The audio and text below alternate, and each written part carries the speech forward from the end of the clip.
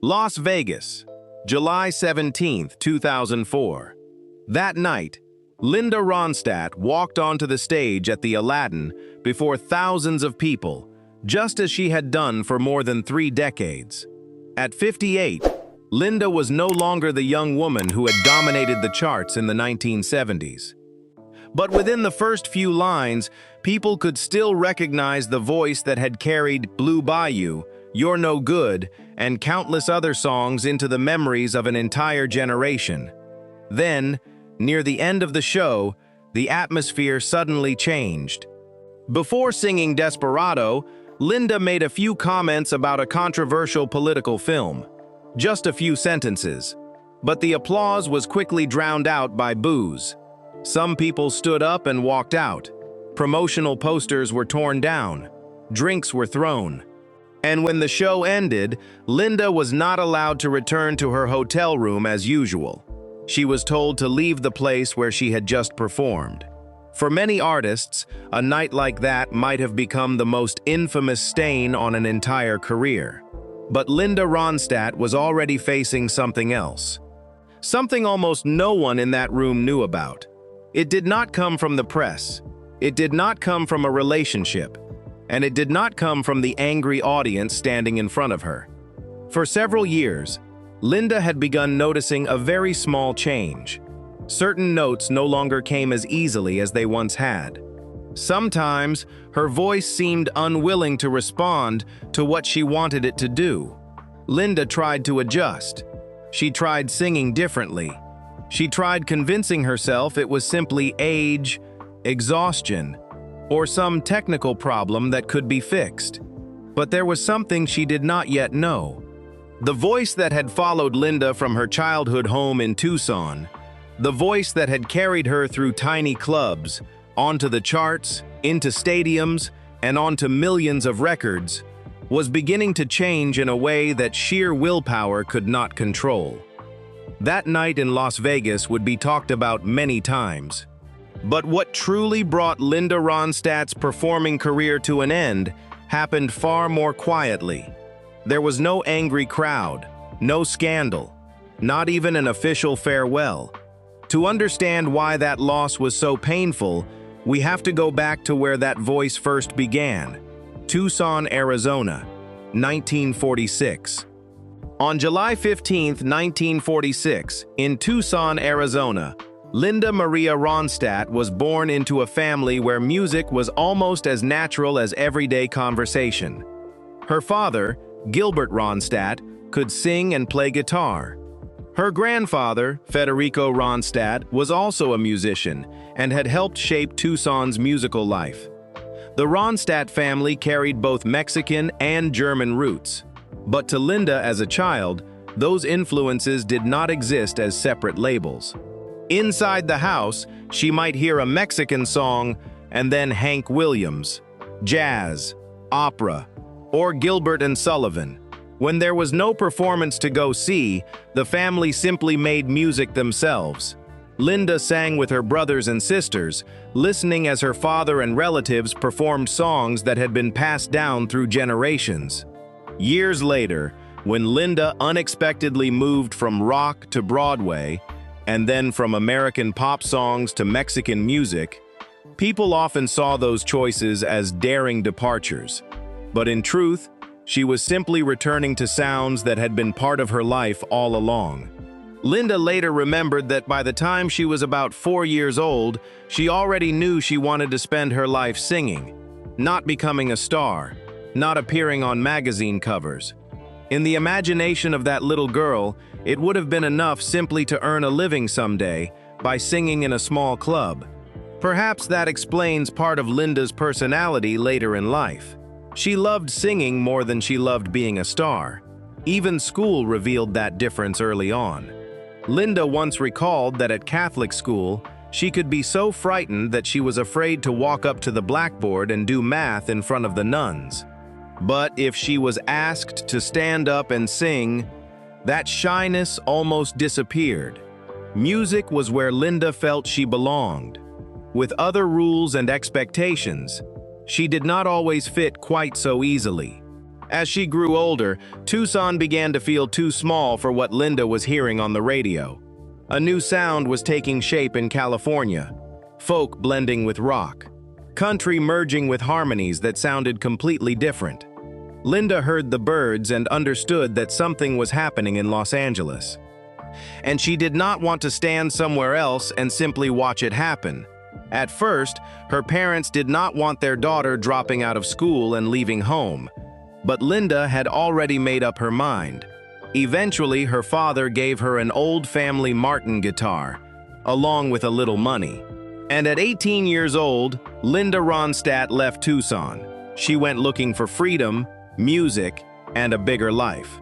But the Los Angeles Linda was about to enter was not made only of beautiful songs. There were also relationships, failures, drugs, and a world capable of lifting a young woman to the top, or swallowing her before she ever got there. In 1964, Linda Ronstadt arrived in Los Angeles with a fairly modest goal: to make enough money singing that she would not have to go home and find another job. Her early days looked nothing like the life of a future superstar. Linda lived around Santa Monica with very little money. Rent was shared with friends, and she could survive an entire month on only a few dozen dollars. But in return, music was everywhere. Jackson Browne, Tim Buckley, The Doors, and countless young musicians were all emerging inside a rapidly changing Los Angeles. Linda reunited with her Tucson friend Bobby Kimmel, and together with Kenny Edwards, they formed the Stone Poneys.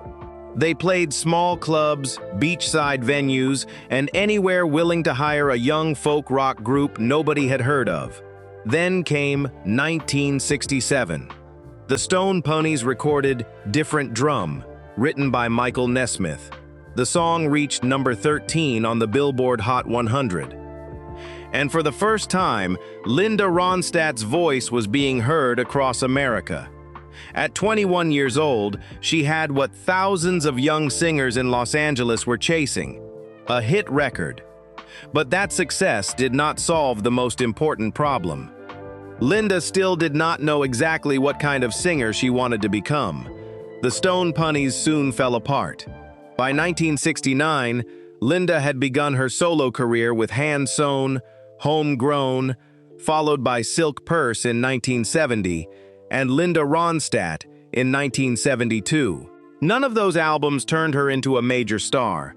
Linda kept touring, looking for songs, changing bands, and searching for a sound that convinced even herself. Years later, when she looked back on that period, she admitted rather bluntly that many of those early recordings did not satisfy her. At times, Linda even felt that the album covers were better than the music inside them. Behind that dissatisfaction was something else. Linda remembered those early Los Angeles years as both thrilling and painful. She missed Tucson. She missed her family. And she felt uprooted from everything familiar while still trying to understand who she really was. The musical world around her was filled with friendship and creativity, but it was also competitive, impulsive, and increasingly surrounded by drugs. It was inside that world that Linda met and fell in love with J.D. Souther. They lived together, and the musicians who came through their home were the same people helping create the new sound of California. One of them was Glenn Frey. Then Don Henley appeared. Frey and Henley later joined Bernie Leadon and Randy Meisner in Linda's backing band. Before the four broke away and formed the Eagles, even some of the earliest harmonies for Witchy Woman were rehearsed right in the living room of the house where Linda and J.D. Souther were living. Linda Ronstadt was standing in the middle of a musical generation that was about to change America.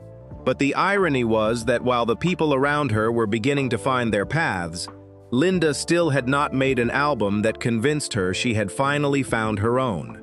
That changed only in 1974, and when it changed, almost everything arrived at once: money, fame, bigger stages, and a level of attention Linda Ronstadt had never been prepared to face. Because failure has its price. But Linda was about to discover that fame has a price of its own. After nearly a decade of recording, touring and constantly wondering where she truly belonged. In 1974, Linda Ronstadt finally found the album that would completely change her position in American music. It was called Heart Like a Wheel.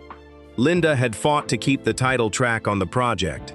But when she began working with Peter Asher, she finally found a producer who understood that Linda's greatest strength was not in forcing her into a single genre.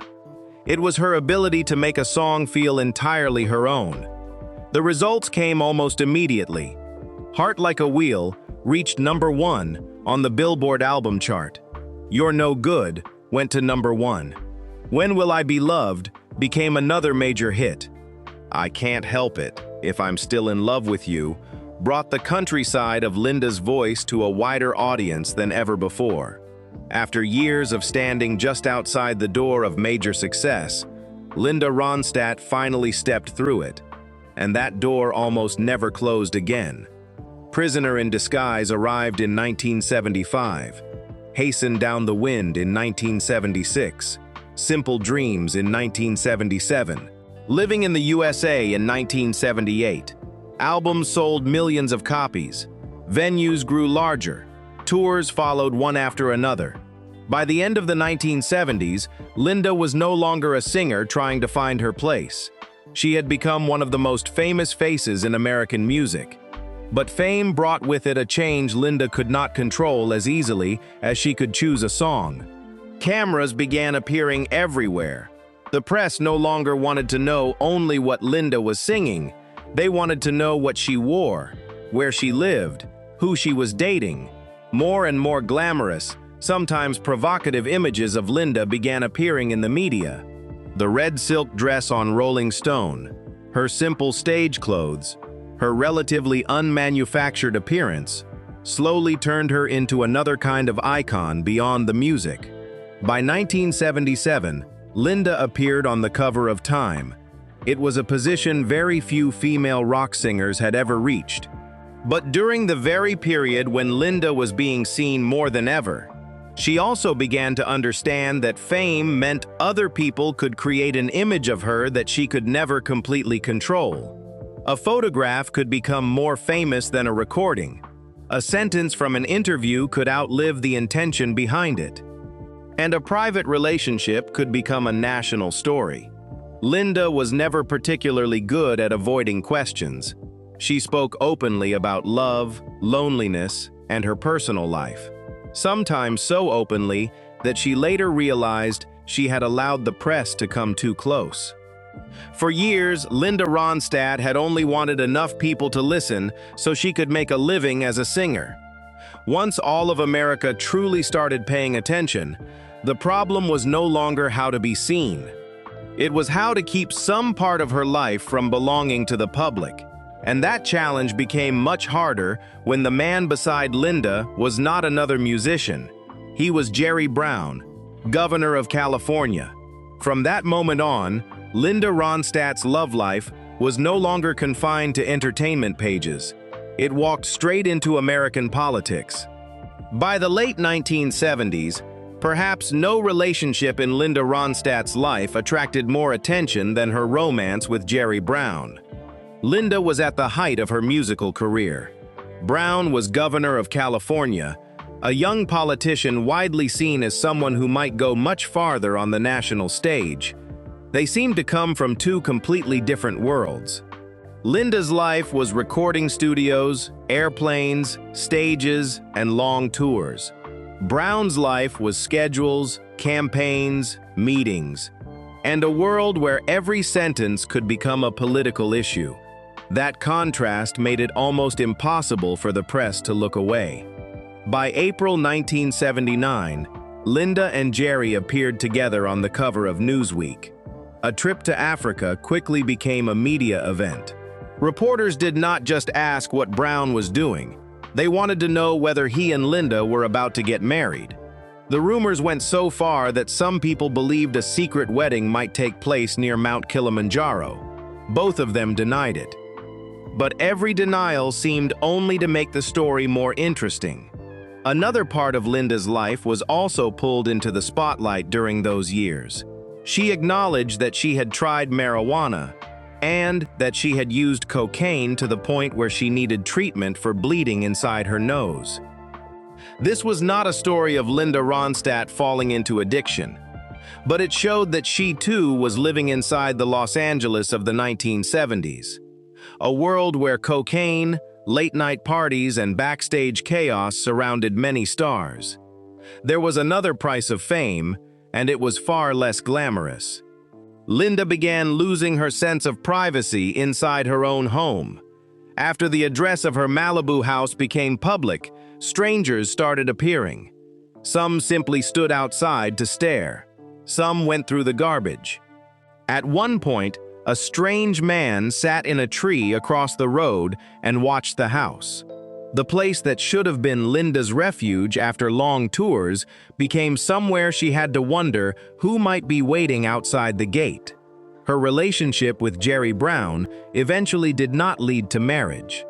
Years later, Linda looked back on their differences rather calmly.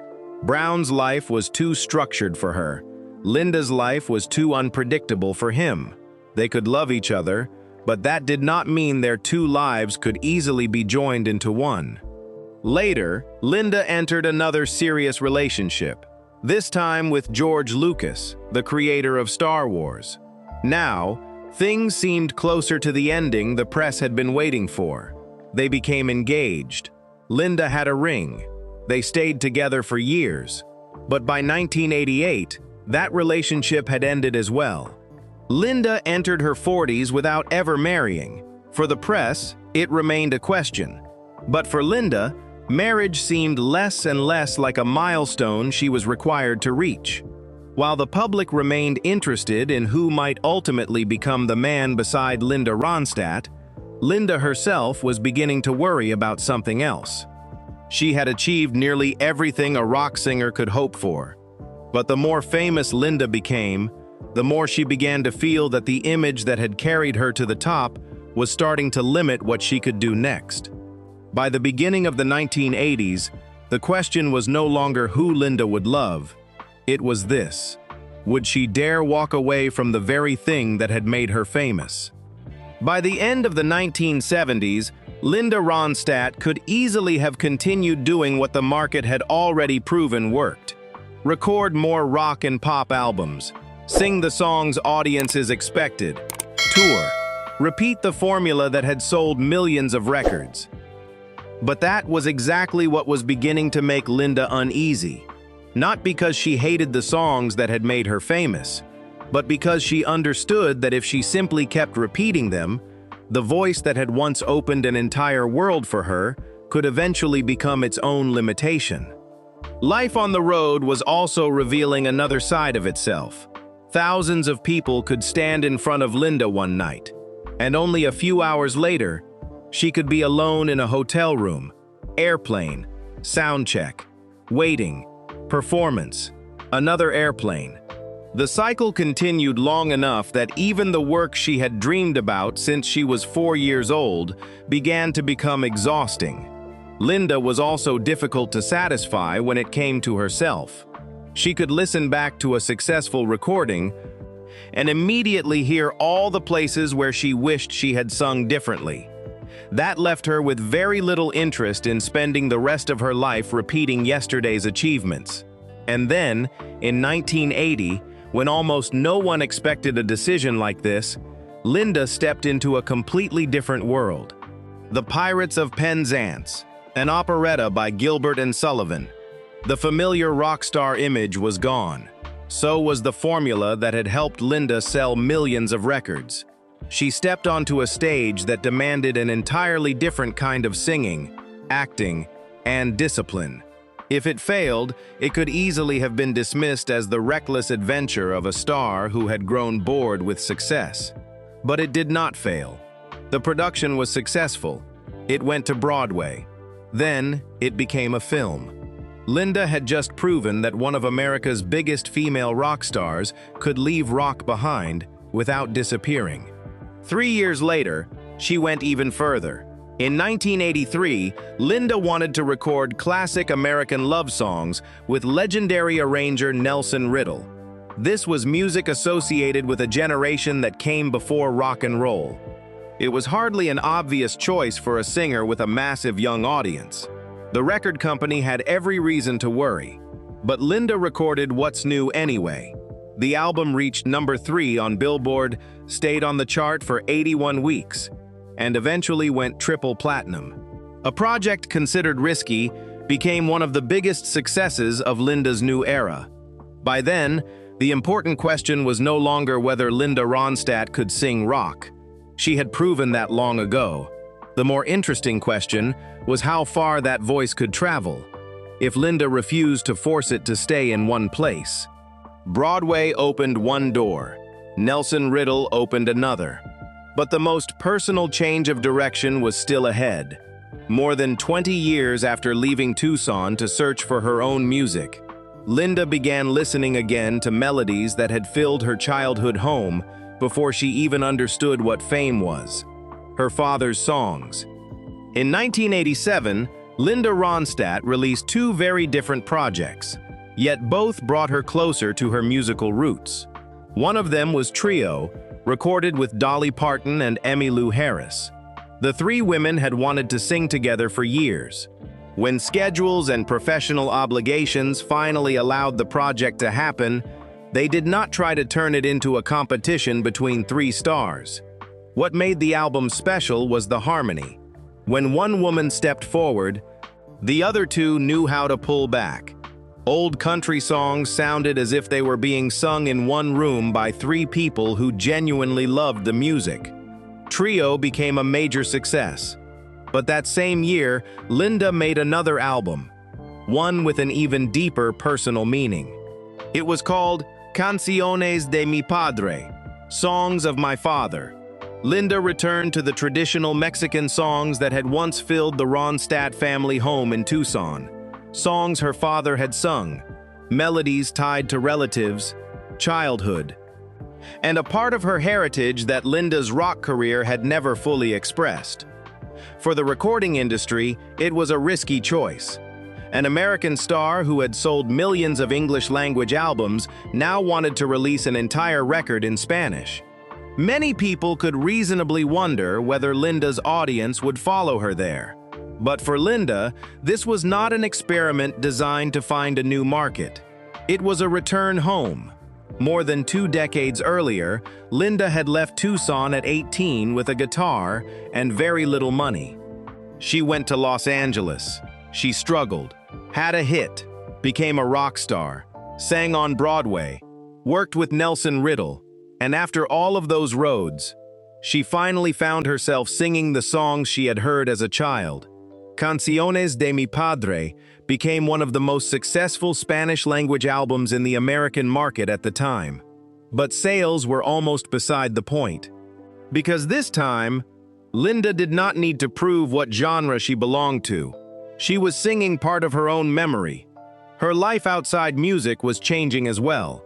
After Jerry Brown, after George Lucas, after years of the public repeatedly asking when Linda Ronstadt would get married, Linda chose a different path.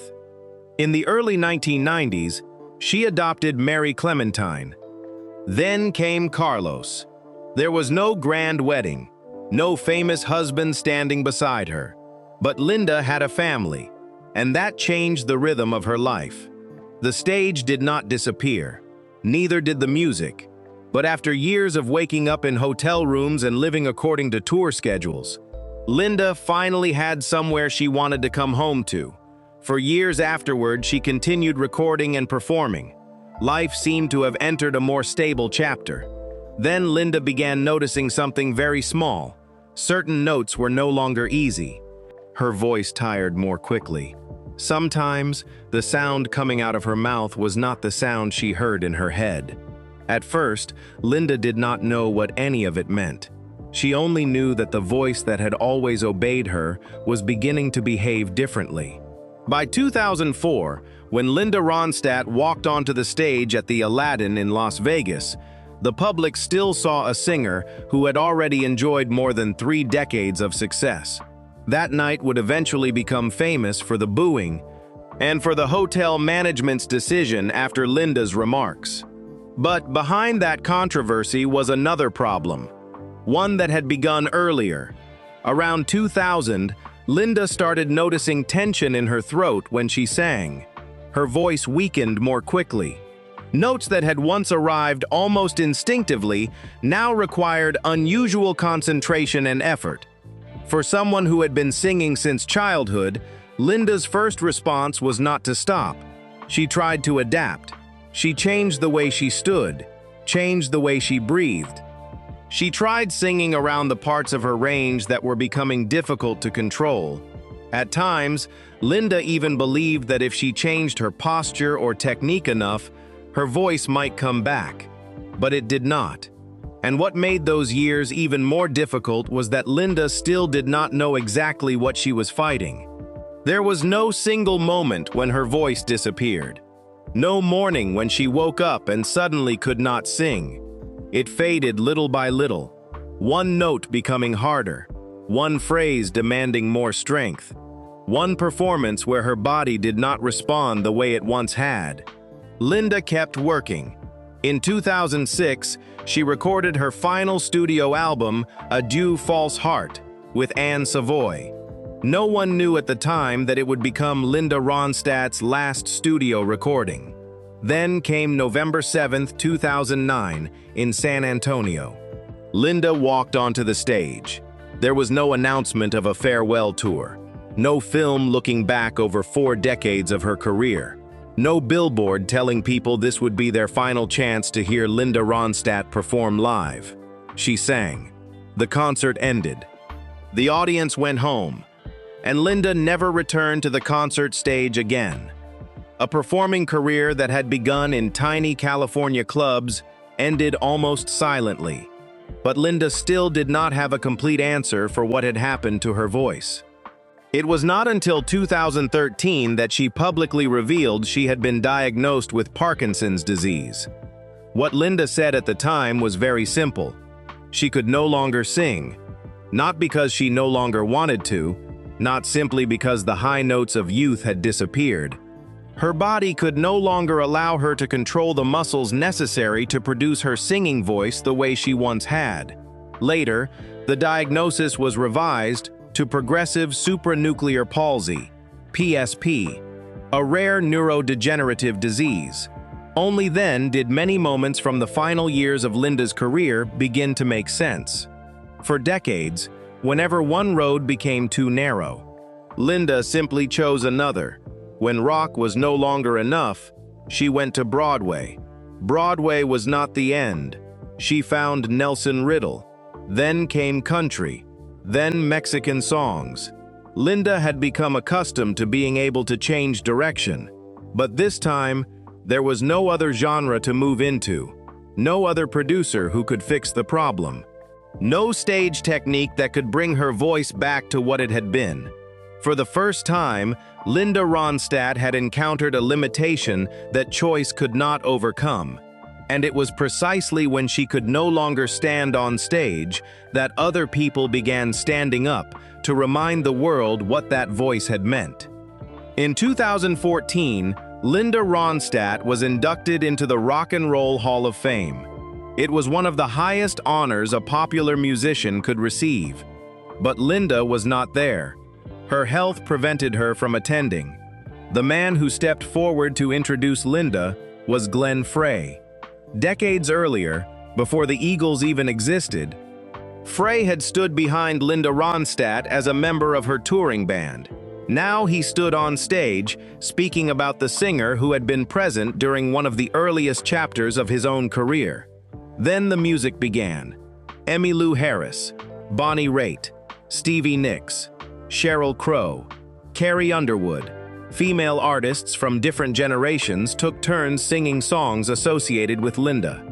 Different Drum, You're No Good, It's So Easy, Blue Bayou, When Will I Be Loved? Linda Ronstadt was not standing at the center of the stage, but what she had created was still there, not only in the songs, but in the sight of women from different generations stepping onto a major stage, singing rock, country, and pop in their own way, and being recognized as complete artists in their own right. Linda had never been easy to place inside one category. Her biggest hits moved through pop, rock, and country. She could leave arena rock behind to sing Gilbert and Sullivan. She could stand beside Nelson Riddle and perform classic American standards. She could harmonize with Dolly Parton and Emmylou Harris, and then record an entire Spanish-language album rooted in her family's Mexican heritage.